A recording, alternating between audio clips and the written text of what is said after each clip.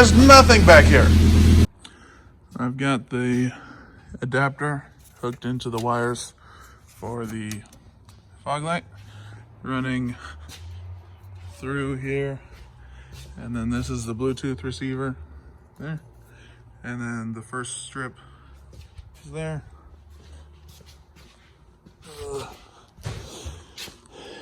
And then the wires aren't quite long enough, so that strip is probably going to go on this cross member here instead of out here, which will still light up pretty good, just not as good.